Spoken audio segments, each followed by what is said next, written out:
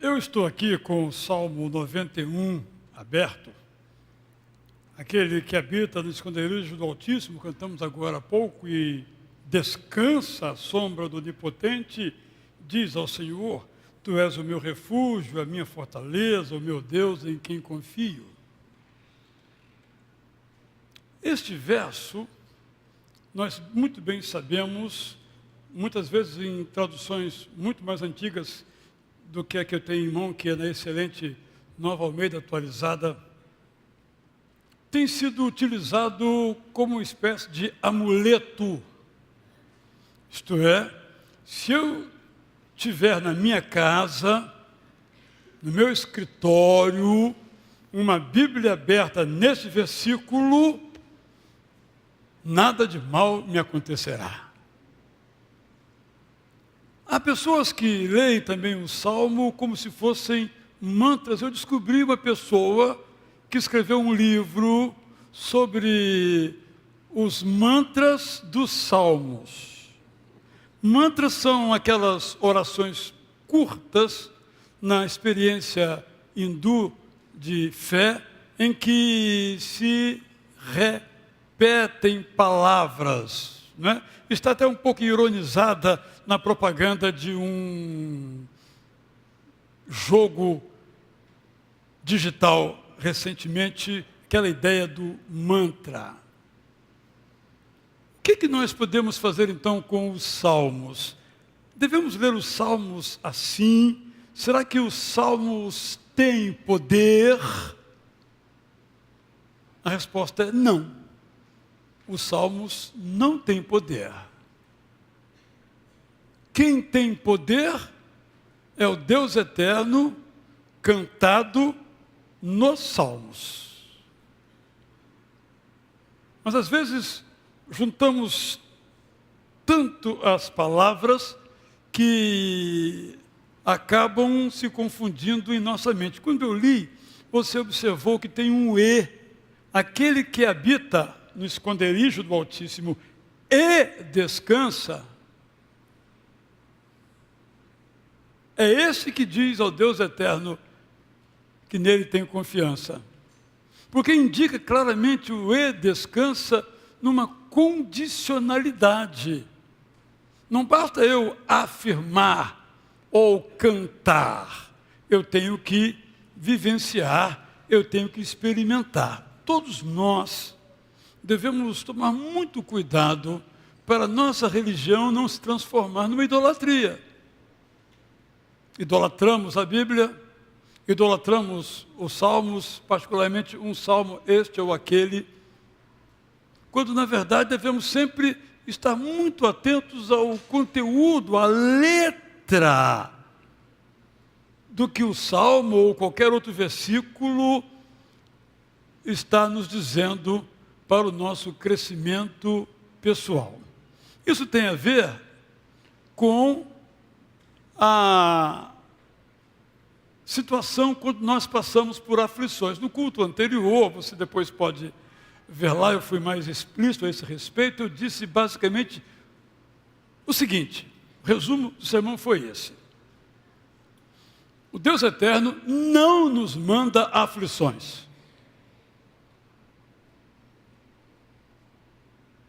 Elas são consequências dos erros de outras pessoas ou dos nossos próprios erros.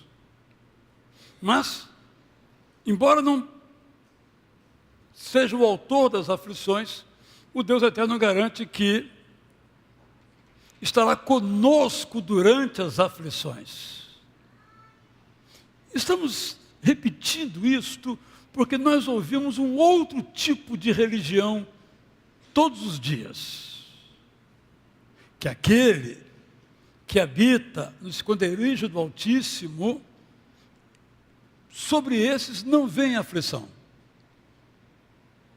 É muito difícil nós vivermos num ambiente em que todo dia a mentira é dita ao ponto de acabarmos acreditando que a mentira é verdade.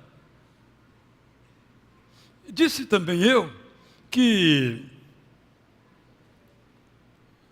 Aquelas aflições que nos advêm porque nós erramos, nós temos que assumi-las e pedir perdão e mudar de vida. Mas é muito difícil nós mudarmos de vida, de hábitos. Mesmo sabendo que aquilo é deletério, aquilo faz mal para nós, nós temos grande dificuldade de mudar. Isso sou eu, é você, somos todos nós. E quando colhemos a aflição, Deus está querendo me dizer alguma coisa, Ele me mandou isso por algum motivo. Não, Ele não mandou nada. Você que recebeu, porque você plantou e agora está colhendo. Então Deus não faz nada com isso? Claro que Ele faz. Ele está conosco durante as aflições e às vezes acaba com as aflições. E às vezes nos ensina a conviver com elas.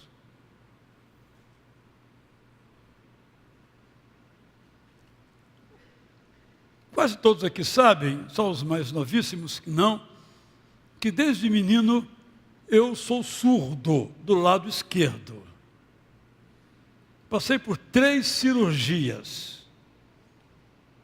Então eu sei o que é o sofrimento. Desde cedo eu convivi com o sofrimento. Cheguei a morar no hospital durante meses no hospital. Certamente, meus pais oraram por mim, até porque vi eu saber mais tarde que eles tinham me dedicado para ser pastor. Como é que vai ser agora? Ele com essa saúde tão precária. Mas Deus não me livrou do meu problema auditivo.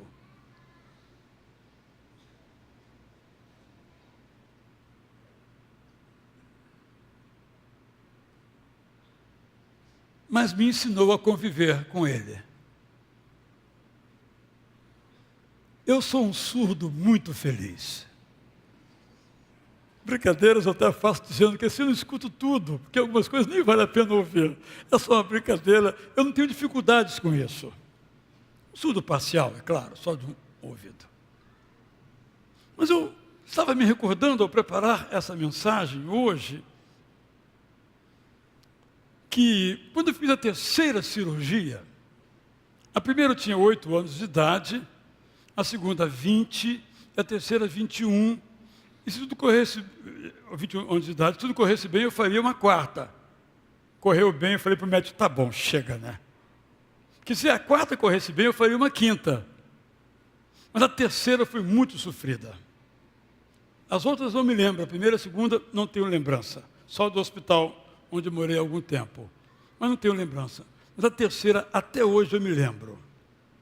Foi muito sofrida. A cirurgia em si, eu até hoje me lembro do martelo batendo no meu ouvido aqui.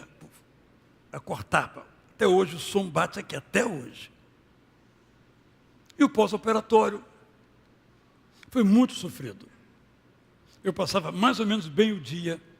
Quando dava 18 horas, eu já me enchia de temor, porque começava a doer. E o meu pai, Derli Franco de Azevedo, que morava no Paraná, com a minha mãe, vieram estar comigo. E aí, quando doía, eu dizia, pai, está doendo.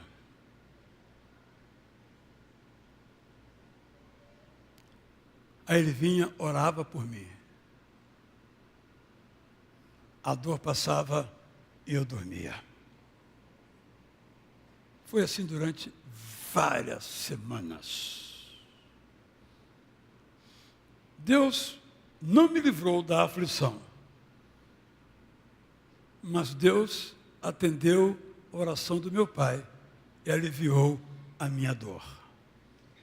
Esse é o Salmo 23. Não tem magia. Não tem palavra forte. Tem a presença de Deus comigo. Nesse caso, por intermédio do meu Pai. Eu tenho certeza que também essa é a sua experiência. Porque às vezes nós queremos, essa semana eu vi isso inclusive, que Deus apareça a nós assim, de uma maneira, eu vou usar uma expressão aqui proposital, fantasmagórica. Imaginamos como Deus é. Vestido de branco, cada um imagina como Deus é, mas é só imaginação porque ele não é nada disso. Ele é invisível. Mas quantas vezes nós vemos Deus através de pessoas? E quantas vezes nós somos as pessoas através das quais outras veem a Deus? O nosso problema é que nós queremos amarrar a Deus. Nós queremos que Deus seja igual à nossa teologia, quando a nossa teologia é que devia ser igual a Deus.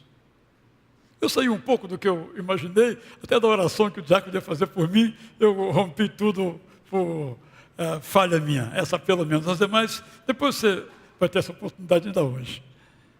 Porque nossa frustração como pregador, sendo bem direto, é que às vezes as pessoas ouvem, professor de escola bíblica, temos excelentes aqui em nossa igreja, ouve os pregadores, eu principalmente, por questão de quantidade, não de qualidade, e outros também, e até sabemos o que é certo, o que devemos fazer, mas nós não mudamos. É muito difícil mudar nossos padrões, nossos hábitos, muito difícil. Às vezes alguns desses padrões são ótimos e alguns são péssimos. Como é bom ouvir, por exemplo, um casal dizer assim: olha, na minha família todos os meus tios se separaram. Todos os irmãos do meu pai e da minha mãe se separaram. Eu sou o único que estou quebrando essa regra. Que maravilha! Porque a regra é o oposto. A história das separações se repetia nas vidas de pessoas que são livres para não se separar, mas se separaram. Então eu quero dizer algumas poucas coisas ainda em relação à leitura dos Salmos. Primeiramente, nós não podemos ler os Salmos desconsiderando o Novo Testamento. Em outras palavras, eu não posso pegar um salmo, ou um texto de Deuteronômio, ou um texto de Isaías, e tomá-lo inteiramente como sendo a expressão da teologia correta, se eu não o conferir, o comparar com o Novo Testamento. Que não nega o Antigo, mas o explica, o aplica e o torna completo na sua verdade. Hoje, no Momentos com Cristo, eu li o Salmo 7. E o Salmo 7 pede que Deus pegue os inimigos do homem que estava orando e castigue. Que todo mal que eles me desejaram aconteça com eles. Está na Bíblia. Então eu estou autorizado a fazer isso, está na Bíblia. Mas a Bíblia diz no Novo Testamento, não, aqueles que são seus inimigos, sabe o que você faz? Ora por eles. Abençoe aquele que amaldiçoa você. Bom, mas essa parte eu prefiro o Antigo Testamento, que eu resolvo do meu jeito. Mas eu tenho que resolver do jeito de Jesus, do jeito do Novo Testamento. Há vários textos em que Jesus cita os Salmos. Também erramos quando lemos os Salmos, mantrificando-os, já disse, tornando-os como amuletos, ou esquecendo-nos que são, muitos deles, condicionais. Não são promessas que vão se cumprir automaticamente. Vão se cumprir se uma coisa é requerida de mim e então eu fizer. quero continuar exaltando aqui o valor da leitura dos Salmos, dizendo que quando nós cantamos os Salmos, nós exaltamos o amor de Deus. Quando nós memorizamos os Salmos, nós somos animados nas horas difíceis. Quando nós pensamos os Salmos, nós aprendemos a teologia correta que devemos ter. E quando nós lemos os Salmos, nós organizamos as nossas emoções. É interessante, não sei se você já experimentou isso. É muito comum os Salmos terem duas partes. Na primeira parte, o salmista diz: olha, eu estou muito aborrecido, eu estou indignado, Deus não faz nada, não se importa comigo, está aí no céu, não se levanta, não está nem aí para mim. O Salmo escancara esse sentimento. Primeira parte. E na segunda parte? No entanto, eu te louvarei, porque o Senhor me abençoou e me tirou da lama e fez tudo aquilo comigo. Então, o salmista organiza o seu pensamento colocando aquilo que está lá dentro. E a nossa oração tem que ser isso. Oh meu Deus, eu não estou aguentando mais esse sofrimento. Normal, é isso mesmo, Jesus mesmo fez isso. Mas também tem a outra parte. Aí nós complementamos essa perspectiva. Essa história então do Salmo 23, 4. Ainda que eu ande pelo vale da sombra da morte, não temerei mal algum, porque tu estás comigo, o teu bordão e o teu cajado me consolam. Todos nós já passamos, estamos passando, ou ainda passaremos, por vales terríveis ou por aflições avassaladoras. Mas não devemos achar, ensina-nos o Salmo 23, 4, que nós seremos derrotados. Um dos lindos trechos da Bíblia é quando o apóstolo Paulo, escrevendo aos Coríntios, diz que nós somos afligidos, nós somos acossados, nós somos atacados. Ele conta um monte de coisa pela qual ele passou. Até naufrágio. Surras em praça pública, ele conta tudo isso. Mas ele diz que nós não somos derrotados. Nós não somos derrotados. Porque mesmo que a morte nos leve, ela não nos derrota. Temos muito medo da morte, mas a morte não nos derrota. Nada nos derrota, não por sermos poderosos, mas porque o Deus eterno poderoso é. Quando lemos os Salmos, nós somos lembrados que podemos confiar, esse é o tema do Salmo 23 e tantos outros, que o Deus eterno está conosco.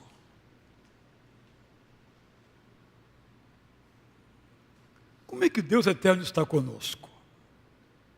Eu sempre que prego, eu procuro ver como é que é isso. Então, quando eu contei a história do meu pai, que ele orava e a minha dor passava, eu me lembrei exatamente porque é isso.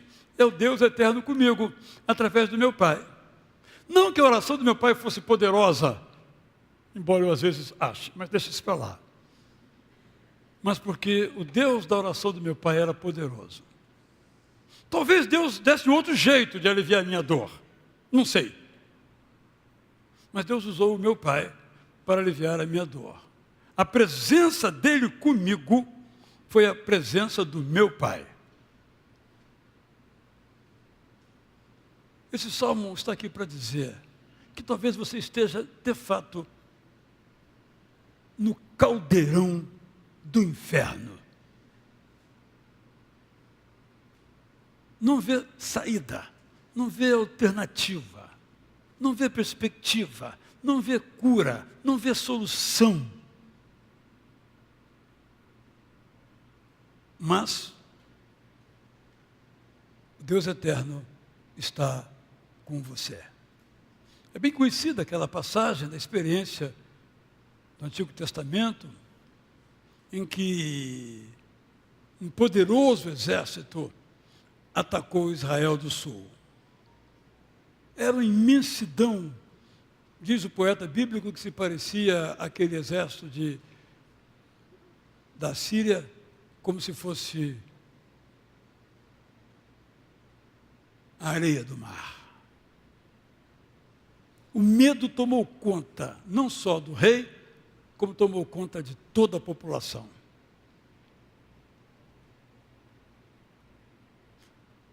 um profeta se levantou e disse: o nosso Deus é maior. Vão para a luta, que Deus vai na frente de vocês. E o resultado foi que o poderoso exército assírio colocou o rabinho entre as pernas e voltou para a Síria.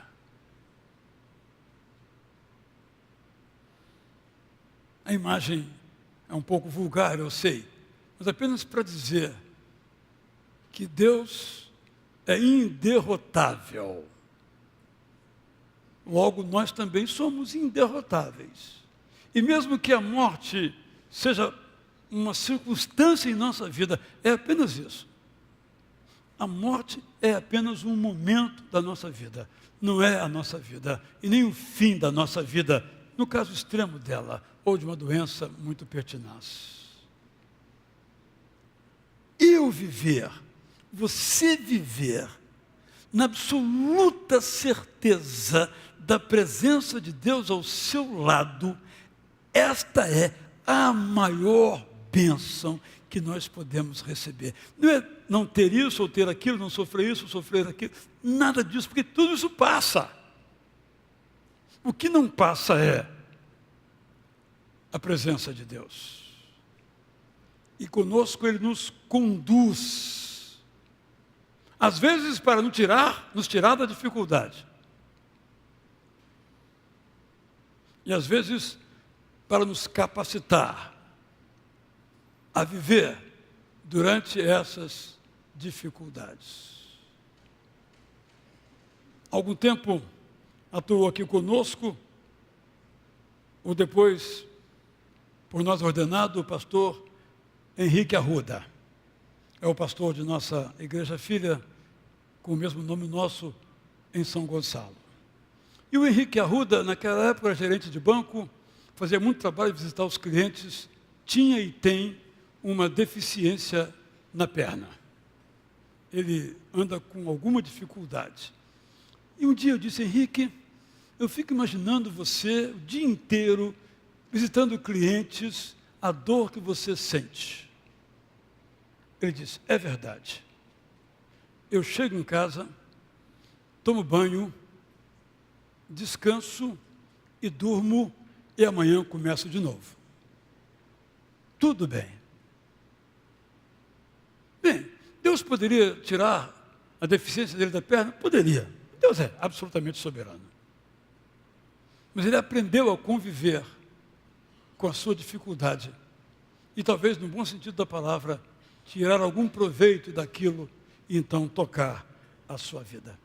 Repito, às vezes Deus nos livra de nossa aflição. É com Ele. Graças a Deus. E às vezes Ele nos ensina a conviver com Ele, com a nossa aflição. É com Ele. Graças a Deus. Ele não me conduz para lugares tenebrosos, mas às vezes é por lá que ando por meu próprio desejo, ou por causa das duras circunstâncias da enfermidade, do vício ou da escassez. Ele me encoraja quando por lá ando. Eu peço que não me deixe, e Ele permanece ali presente ao meu lado, comigo abraçado, sussurrando-me palavras que me fortalecem. Quando tudo parece perdido, Ele me protege e me resgata. Como eu disse, repito, o Deus eterno não é o responsável por nossas aflições. Mas nem que nós sejamos esses responsáveis, Ele nos abandona. Se somos os causadores de nossas adversidades, devemos ser suficientemente maduros para admitir isso. E se pessoas ou condições nos afligem, devemos agir para não continuarmos sendo feridos por essas pessoas. Aqui eu quero trazer um problema muito sério. Imagine uma pessoa que seja casada com alguém que tem uma psicopatia, um psicopata, português curto e grosso. Segundo a maioria dos estudos, a psicopatia não tem cura. Um psicopata não muda. E quando ele muda é para enganar o outro para alcançar o que ele deseja. Estou partindo desse pressuposto, não é o meu campo de ação. Mas é o que eu tenho ouvido e também é o que tenho observado. Embora Deus seja soberano, Ele pode fazer o que Ele quiser até com o psicopata. Mas imagine então uma senhora ou um senhor casado, casada com um psicopata. Mas ela aprendeu que o divórcio é só num caso. Então ela fica casada com esse psicopata a vida toda. Sofre a vida toda. Corre risco de morrer a vida toda. Corre risco de colocar seus filhos à morte a vida toda.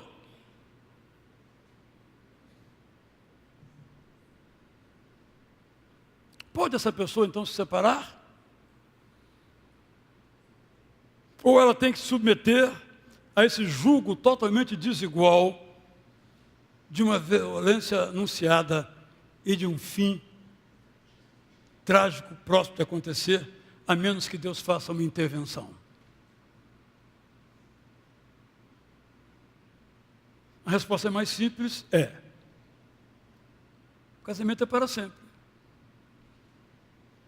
Mas não é verdadeira, não é honesta, não é correta, não é certa. Porque se há um risco real, não imaginário, como muitos fazem, também é verdade, de vida, Deus nos deu a vida para ser preservada. E o que estiver ao nosso alcance para fazê-lo, devemos fazê-lo. Estou dizendo essas palavras porque Deus nos ensina a enfrentar as aflições. E Deus nos diz que nos deu a vida para nós cuidarmos da nossa vida e viver em transbordância de vida. Todavia, por uma decisão nossa, não importa as circunstâncias, nós nos casamos com alguém que tem uma enfermidade, nesse caso, incurável. Não estou falando daquelas pessoas que têm uma doença física muito difícil, ou mesmo um transtorno psicológico difícil, não. Eu estou falando de uma situação de psicopatia, de impossibilidade de cura. Com todos os esforços feitos até hoje, não se avançou nisso. É disso que eu estou dizendo. Porque, às vezes, irmãos e irmãs, nós construímos um mundo fixo, rígido, mas o mundo não é fixo nem rígido. E temos que aprender com a palavra de Deus a como nos comportar nessas circunstâncias. Porque o psicopata, ele não tem empatia, ele é manipulador, ele não aceita nenhum tipo de norma, ele não aceita a frustração, ele é vingativo, ele não sente culpa. Temos nós que suportar um casamento assim? Se quiser, sim. Mas se não quiser, não aguentar mais, não. É uma aflição. Mas Deus não nos pede que fiquemos aflitos o resto da vida. O Salmo, então, nos diz assim: na dificuldade, o Deus eterno nos encoraja. Eu já contei aqui algumas vezes que a palavra nas traduções tradicionais para parácleto no grego é consolador. Mas eu nunca gostei dessa palavra, achei que nunca descrevia qual é o papel do Espírito Santo, ou em algumas outras, confortador. E durante anos eu busquei uma palavra. E penso que essa palavra é encorajador. O Espírito Santo é o nosso encorajador. Então, quando estamos passando por situações tenebrosas na vida, nós somos encorajados. Esse é o papel que o Deus eterno legou por meio de Jesus Cristo ao Espírito Santo, de nos encorajar. E vocês sabem que a frase mais usada na Bíblia, a mais usada na Bíblia é: não tenha medo. Esse salmo também nos diz, no verso 4, que o Deus eterno fica ao nosso lado. Aqui eu quero destacar, mais uma vez, a partir da história do meu pai. Se eu e você temos sido instrumentos de Deus nas vidas das pessoas. Tem alguém que de você vai dizer: foi um anjo que Deus me mandou? Você vive desse modo, se importa com as pessoas desse modo, que em algum momento elas vão dizer a você ou outra pessoa que você foi ou é um anjo de Deus na vida dela? Porque, de novo, Deus faz milagres. Não há dúvida. Inquestionavelmente, isso está fora de qualquer discussão. Deus faz milagres. Mas veja, uma irmã me contou recentemente o seguinte: estava aqui e num certo coro e passou mal durante a celebração. Saiu, inclusive, do coro e foi socorrida por uma pessoa aqui da igreja que é médica. Ela me disse: eu nunca vi aquela mulher antes e nunca vi depois. Só vi naquele dia. E ela salvou a minha vida. Não pode ser coincidência, disse ela. Não é? Então, nós sabemos disso. Mas quantas vezes Deus nos chama para socorrer? E quantas vezes nós aceitamos o convite de Deus e socorremos? Eu lembro muito e aprecio muito a história de Isaías, no capítulo 6. Quando você lê o livro, um livro extraordinário, magnífico, belíssimo, uma coisa do outro mundo, Isaías é do outro mundo. Ele descreve nos 5 primeiros capítulos a condição do povo de Israel do Sul. Então ele não poupa palavras: vocês são isso, vocês são aquilo, vocês são isso, vocês são aquilo. E aí ele vai ao templo para orar. Quando ele começa a orar, Deus diz a ele: pois é, Isaías, tudo que você falou aí é verdade, mas eu quero que você pregue a esse povo. Você vai? Vocês sabem a resposta. Isaías foi e disse lindas palavras daquele povo, e muitos ali se arrependeram. Esse salmo também nos ensina que Deus nos fortalece. Eu perdi massa muscular em função da minha radioterapia, e eu preciso fazer alguns exercícios e tenho feito alguns desses exercícios. Mas por que é importante eu recuperar a massa muscular?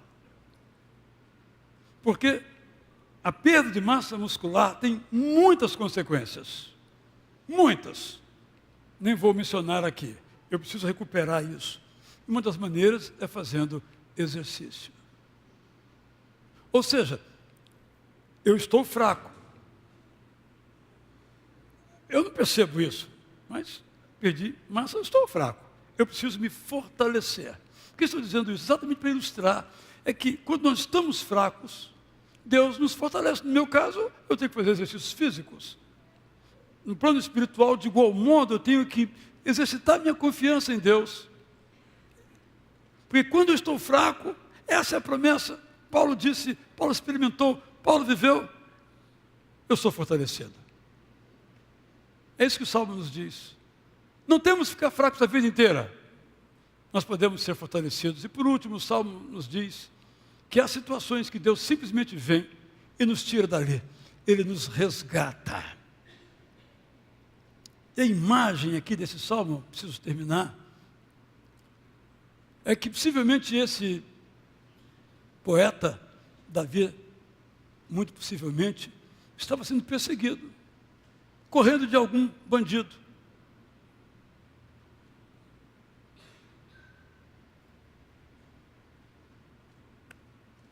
E Deus o resgatou e o colocou numa cabana segura, como veremos, se Deus quiser, no domingo que vem. Ore esse salmo, no sentido de medite nesse salmo e capte cada frase dele, cada declaração, cada beleza que ele tem para o seu coração. É um salmo para todos os tempos, para todas as situações.